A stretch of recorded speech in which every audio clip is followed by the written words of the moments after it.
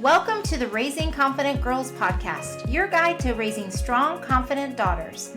I'm Melissa Jones, the founder of Girls Positivity Club and a teacher for over 20 years.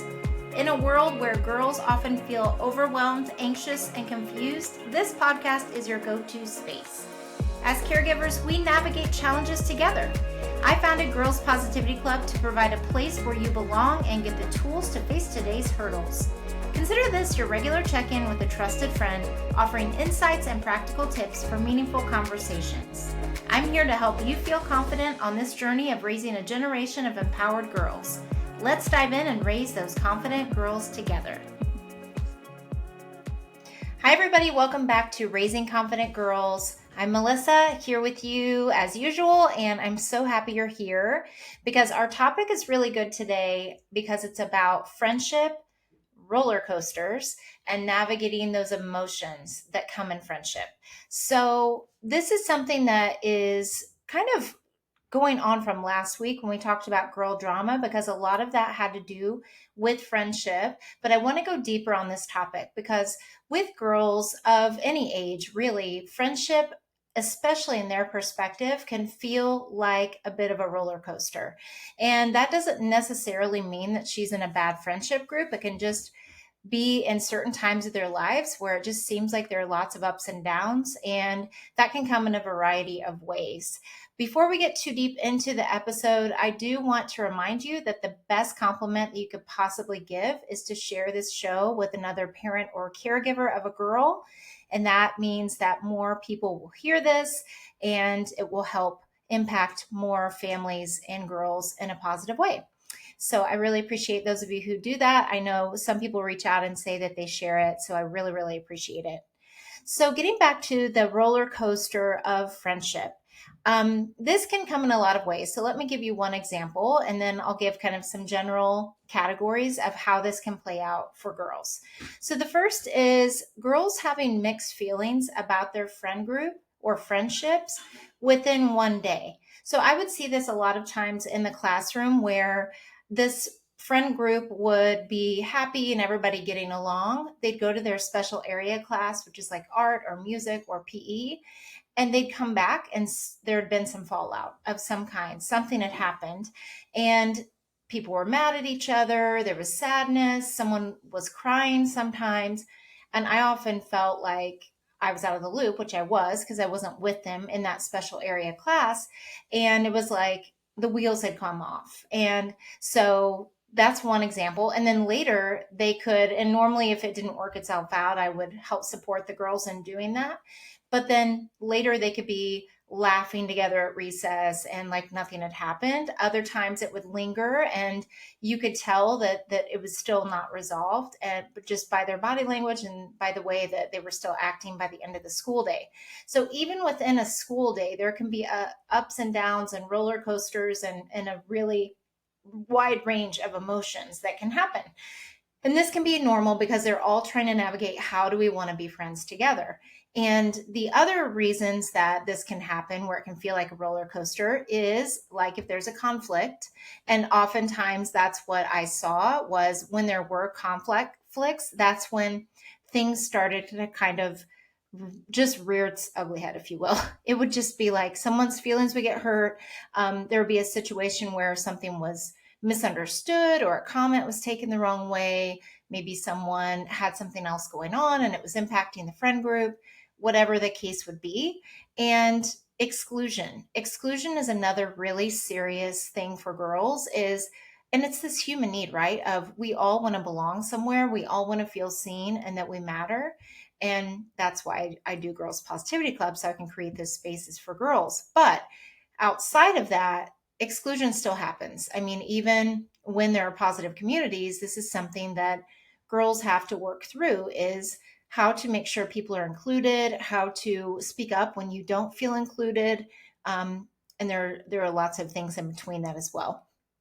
And then the other is new friendships. This doesn't necessarily mean that there's a new girl who is in the friendship group, like a new girl who joined the school. It could be, but it might just be that there are new girls in classes together, so that there's a different social dynamic where they're making friends with other girls who they maybe didn't hang out with the year before. And if your daughter is not in the same class or classes with those girls, she can often be made to feel like insecure, or she wants to feel excited about, like, oh, there's a new girl in our friend group. I don't really know her that well, but I'm excited about that. But also, do they like her more than they like me? That's something that can come up a lot. And that doesn't mean that she's insecure about everything, but it can start to create kind of that insecurity or jealousy among the girls in that friendship group. And there are lots of other things too that can, I mean, it depends on the group, it depends on the age, and really a lot of these things, it really is common throughout any age. It just looks different in one or two ways, but also just has that same through line of exclusion, conflict, communicating about that, intense emotional swings. So girls going from happy to left out to sad to, jealousy to a lot of different things. This can be just a variety, and just having those emotional mood swings. And another is, again, that feeling of insecurity that I mentioned, where she can have a fear of being replaced or being out of place in a friend group when more girls are hanging out than what was previous. Maybe it was just she and another friend, and then now there's some new girls in the group, and it's trying to figure out, like, how do we all get along and how do we all kind of have our own needs met as friends.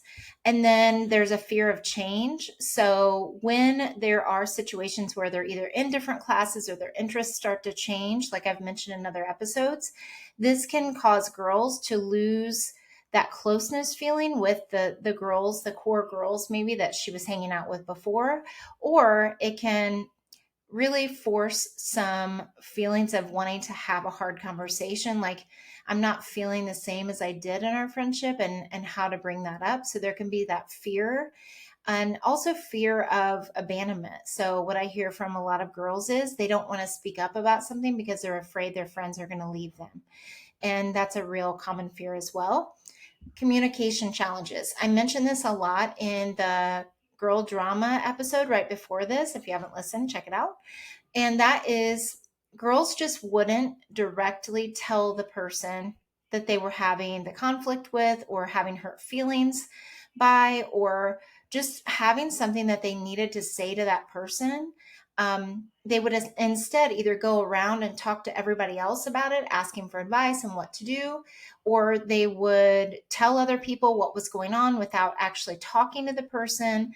And it was really just avoiding hard conversation because they didn't want to have something bad happen in their minds. It's like really bad if they would tell them. It just felt too scary. And it's not that they thought that that girl would like attack them or something, but maybe she would be defensive, and there was just this fear around, how will she react? And instead, I'm going to tell other people and then tell them not to tell, and then it becomes this rumor thing, or all of this being spread about the girl. And then, like I described in the last episode, then that girl doesn't know what's going on, because then all of a sudden these other friends are mad at her and she doesn't know why. Anyway, it can create this whole thing. And it can really just, yeah, it can just make things hard. So all of these things can create a roller coaster feeling in friendships for your daughter or the girls in your life. So I'm going to stick with the roller coaster metaphor, and I'm going to give tips through that. And I'll talk about some experience with girls around this idea. And I thought the roller coaster was a really cool image. And regardless of if you like roller coasters or your daughter does, it's just something that we can all imagine. So the first thing is the safety harness approach. So tip number one is the safety harness approach. So if you think about going on a roller coaster or a ride, there is usually a seatbelt or a safety harness that's like the 5-point harness that goes over your shoulders, or there's a safety bar that goes across your lap. And if you think about this, it's what keeps you safe, ideally, right? And obviously, I'm not talking about like the carnival rides that everyone's scared to go on, but It's really about safety and friendship too. So taking it to the idea of the roller coaster friendship. So the safety harness approach is asking your daughter what makes you feel safe and secure in your friendships. So what makes you feel there's safety with a friend? And a lot of times they'll talk about trustworthiness, they'll talk about loyalty, they'll talk about that they can tell their friends something and they won't go around and tell other people, confiding in them. That is trustworthiness, but that's an example. And asking her, like, what do you need from your friends to feel safe is a really good conversation starter that's open ended. And if she doesn't know, then you could say, well, for me, I feel safe with my friends when I know fill in the blank. And you can give an example. And then you could also tell her that setting boundaries is like wearing a safety harness. So telling your friends what you like and what you don't like, and then asking for the same for them. So, for example, if I shared this in last week's episode, if there is a secret, so this is usually like crushes or something personal, maybe something that they are feeling a little bit emotional about, or something they've gone through recently, or their family has. It can be a variety of things, and they tell a friend, and then that friend tells other people that not to tell anyone, but that your daughter, told her this. And then it starts getting spread around. And that really hurts your daughter because she thought she was telling her friend in confidence. So, one example of setting a boundary is when I tell you something that's private, I really would like it to stay between us, even if I don't say that, or I'd like you to ask me if this is something that you want to stay private, especially crushes. That's like a very, very sensitive topic for the girls and other things too. But that typically is something that's leaked and it causes a lot of problems and a lot of trustworthiness issues between friends. So just asking her, and it might not be that exactly, but just asking her like what makes you feel safe, and then encouraging her to share that with her friends, which can be the hardest part, but it's really, really important. And then also asking her friends the same, like, what do you expect from me? Like, what are some things that you really need from me? And I know this might sound like a super mature conversation, but you'd be really surprised. Girls like to have these types of tools to know what to say. And this is going to save them so much trouble in the long run of communicating that up front. And then just expecting, that these things are not going to be perfect. There are going to be times when they break each other's boundaries or they make a mistake, and that's also part of the roller coaster of friendship. Is it's not always a smooth ride. So it's not like if you think about the kiddie rides where, a lot of girls will say like, oh, the baby rides, those all were fun when you were at that age. But now when they go to those parts of a carnival or a fair or an amusement park, they're boring because they just go in one line, or they're just not as thrilling as, they are, like their rides are that they like now. So it's kind of like that with friendship. You don't want it to just be, just smooth I mean, yes, you do. Ideally, you want things to be smooth, but it's not always going to be completely smooth. And that's okay. There are going to be bumps um, along the ride, if you will, of friendship. And so, just expressing that to her and having her think about like what keeps me safe or what makes me feel safe in my friendships. The second one is the one word check. So you might be thinking, like, what in the world does this have to do with a roller coaster? Well, after they put the safety harness on you, there are the workers that go by and they check it. So they lift up the safety bar, they check your harness to make sure it's secure. They do their safety checks, they give each other the thumbs up, whatever it is. So this is something you can do with your daughter. You're doing a one word check with her. So I used to do this in the classroom with books, or like when the girls were reading chapter books or something, I would say, what's one word you would use to describe this chapter? Well, you can do this with friendship and really with a lot of topics. You can use this as an open conversation technique where when you're having that check-in with her, if it's in the car, if it's on a walk, if it's at bedtime, whenever that is for you, and saying, what is one word that you would use to describe how you felt about your friends today or your friendships today?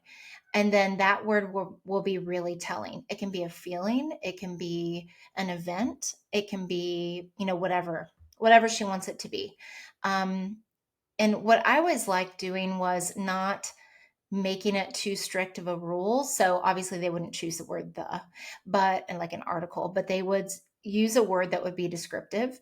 And then I would ask them, like, why did you choose that word? And then that opens up the conversation of checking in about that, about their friendships, and doing this on a regular basis, just to see like where she is with things.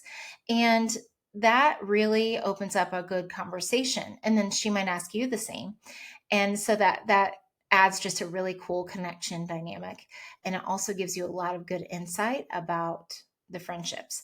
And if she says I don't know today, and you can tell maybe something's a little off about friends, then she might just need some time, and just keep trying. If this doesn't work, then try something different. What was something that made you happy with your friends today? What's something you did with your friends today? Something like that is just a really easy way to just see where she's at. And then, so that's number 2 is the one word check. Number 3 is navigating the loop de loop. So, or like sudden drops. So in roller coasters, they always have the upside down roller coasters, the loops. And if you think about it as, expressing your feelings can often feel like, you're going upside down. It can feel very vulnerable. And just making sure that when they do express their feelings with their friends, they need to also do this with their friends. Obviously, you want them to with you as well, but expressing to their friends how they're feeling is a very, very important thing to do. And that helps them navigate those loops, those upside down parts, those tricky parts of friendship in a smoother way. So, this is like, even though it's going to feel uncomfortable, and this is going to be the hardest thing for your daughter, and for us looking as an adult back, it's like, oh, just say how you feel. But it feels very high risk for them. It feels very scary, just like it will feel very scary to go on an upside down roller coaster. For me, it did anyway. And so you can help give her the language. And last week we talked about the I feel statements. I feel left out when we're all hanging out together at recess, and you all want to do one thing and everybody decides on that one thing to do. And I don't really get asked what I'd like to do. And it's not that she thinks she should always decide what they do, but she just wants to have a voice, and she wants to feel seen, and she wants to feel connected to her friends. And that's a basic human need that we all have. And just teaching her how to communicate that and be brave and say the thing that she's feeling. I feel sad because at specials, that's what the kids would always call it, like at specials, which is like art, music, whatever, um, you and so got to sit together, and I was across the room, and you guys were laughing and talking. And I know I couldn't have moved over there because we had assigned seats, but I just felt really sad because I wanted to hang out with you guys. It's just her saying that.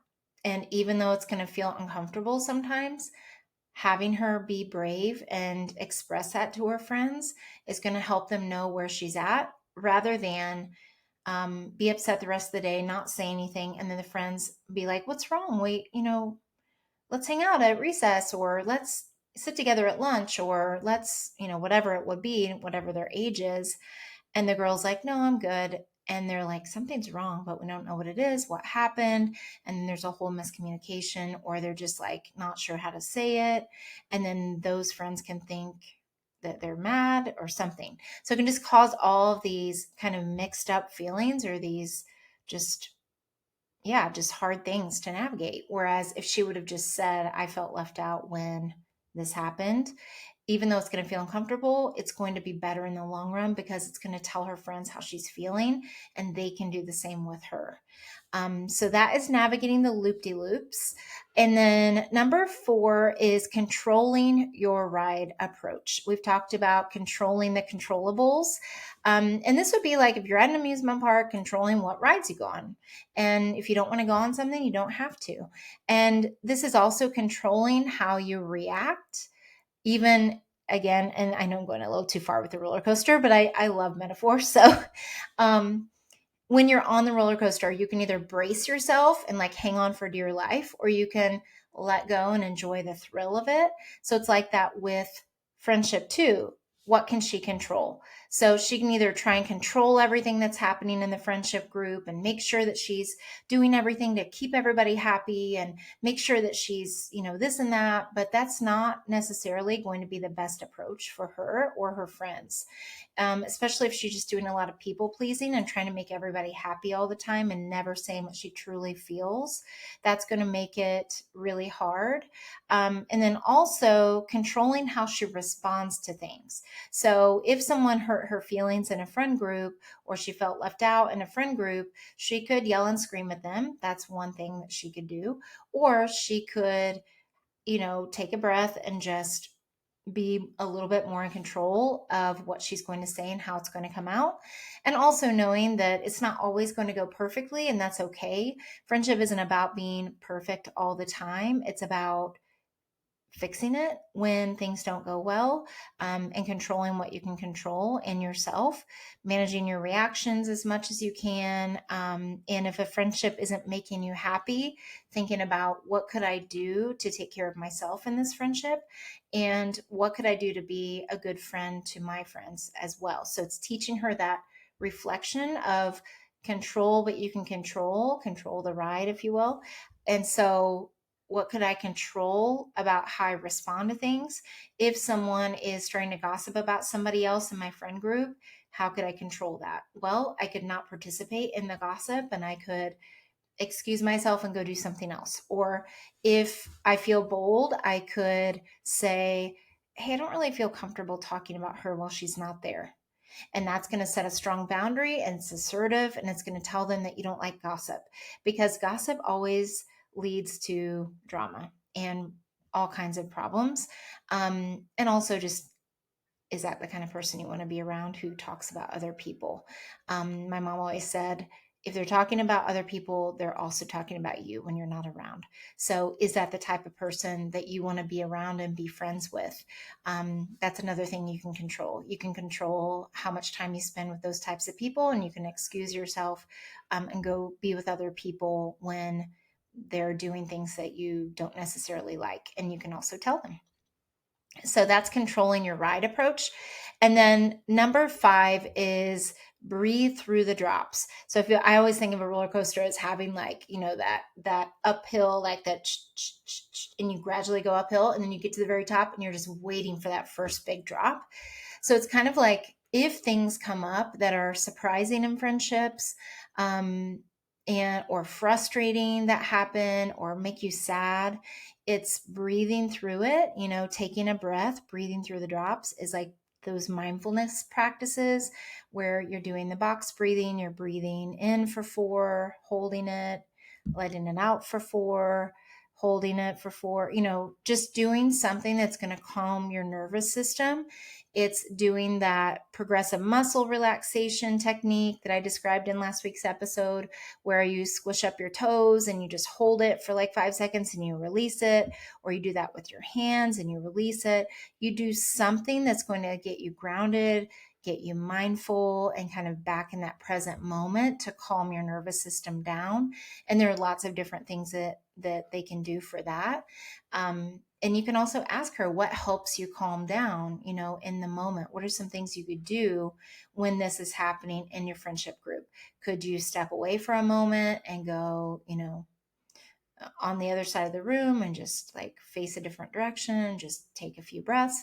Could you go get a drink of water? Could you go talk to somebody else? What are some things you could do to help you get more grounded and breathe through it and try and regulate your emotions before you would respond to something? Because what I would see a lot of times is when both girls were in the moment, or a group of girls were in the moment, things would really escalate if they didn't take time. And this is normal. Like, okay, there are going to be those times when we do lose it, and or she loses it in a friendship and they lose their temper or they get frustrated or they just all of a sudden burst out in tears because this has really been bothering her for a while and it's just like a flood of emotion. Or maybe she's just feeling very sensitive that day and it just feels really big to her. So it's breathing, even taking a breath and telling herself something encouraging. I always tell the girls, be your own cheerleader first and also be a cheerleader for other girls too and other people too. So maybe it's just closing her eyes for a minute, taking a deep breath in, letting it out, and then just saying something like, I can get through this, or whatever she needs to hear in that moment. And that would really help her breathe through it. And really what all of this is going to do, these 5 tips I gave you, and thank you for indulging me and thinking about it as a roller coaster, they're going to help your daughter have more resilience emotionally with her friendships. They're going to help her have stronger friendships where she has open communication. She's not afraid to talk to her friends about things because what I always tell the girls is if a friend leaves you because you tell them how you feel, is that the type of person you really want to be friends with anyway? And that's what we always want to be asking whenever the friends are like, or the girls are like, yeah, but I can't tell her that. She'll leave me. Would a true friend really leave you? And that's a really hard thing to say. And they'll say, well, no, but sometimes she gets upset. And it's like, nope, she'll stick through it. You'll work through it if it's truly a good friendship for you. And same you for her. It's going to help her just know how to work through these things in the future. And it's going to increase her self-awareness, teaching her how to be reflective and navigate through those challenges and know what to do and what to say and how to learn from her mistakes and to forgive when maybe her friends make a mistake and just ask herself, like, do I feel good more than I feel bad with my friends? And if she does, then that's a sign that it's a healthy friendship. If she feels stress and negative and bad when she's around her friends most of the time, it's probably time for her to start branching out and trying to find some other people to hang out with. Even though that sounds really hard to do, she can do it just one little step at a time. So I hope this was helpful. I hope that this helps you navigate through the roller coaster of friendship for girls. And as usual, if you have any other topics or ideas for the show, please let me know. And until next time, keep supporting your girls through those friendships. And I'm here if you need anything. I hope you have a great rest of your week, and we'll see you next time. Thanks for joining another empowering episode of the Raising Confident Girls podcast. Share today's insights with caregivers and friends, building beautiful relationships with strong girls. Hit subscribe so you never miss an episode. We're not just a podcast, we're a community. Follow Girls Positivity Club on social media for more empowering content on Instagram, Facebook, TikTok, and YouTube. This podcast empowers you, supporting incredible girls. Let's create strong, beautiful relationships with the girls in our lives. I appreciate you listening today. Stay confident, stay connected. Until next time, keep raising those confident girls. You've got this.